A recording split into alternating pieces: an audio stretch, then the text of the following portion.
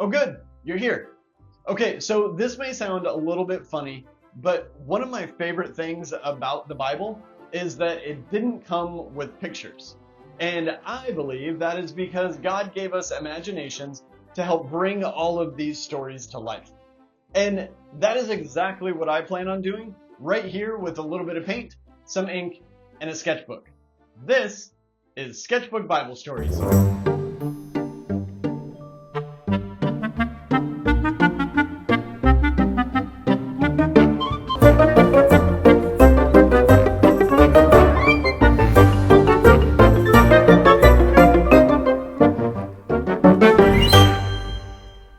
Now, I love a good rainy day. In fact, I love a lot of rainy days, but I am not quite sure that I could handle this.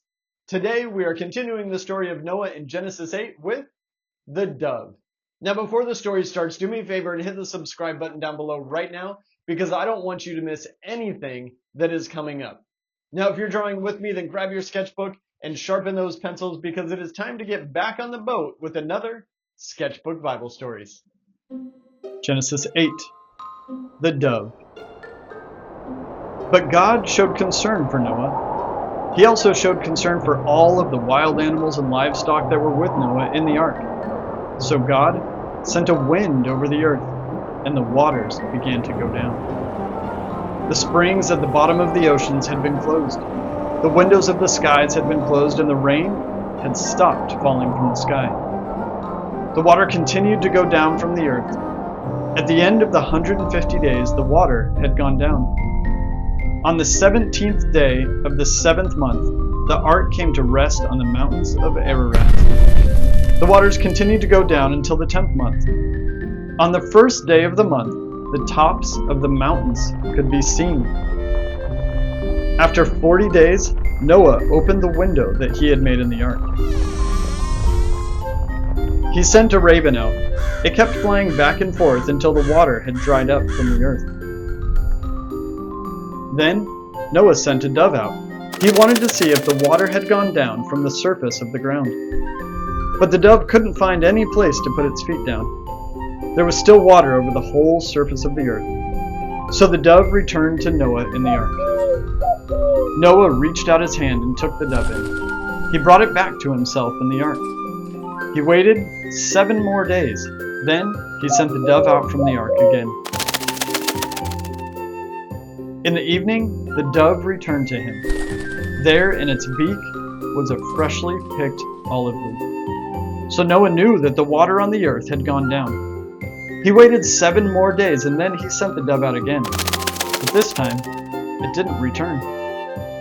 It was the first day of the first month of Noah's 601st year.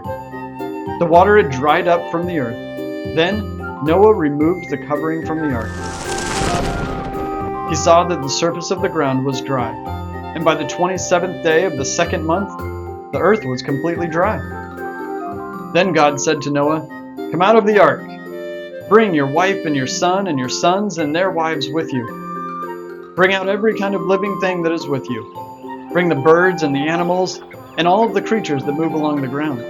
Then they can multiply on earth, and they can have little ones and increase their numbers." So Noah came out of the ark. His son and his wife and his son's wives were with him. All of the animals came out of the ark. The creatures that move along the ground also came out. So did all of the birds. Everything that moves on the earth came out of the ark. One kind after another came out. Then Noah built an altar to honor the Lord. He took some of all the clean animals and the birds, and he sacrificed burnt offerings to the Lord. Their smell was pleasant to the Lord, and he said to himself, "I will never put a curse on the ground again because of man. I will not do it even though his heart is always directed towards what is evil. His thoughts are evil from the time he is young. I will never destroy all living things again, as I have just done. As long as the earth lasts, there will always be a time to plant and a time to gather crops. As long as the earth lasts, there will always be cold and heat. There will always be summer and winter and day and night."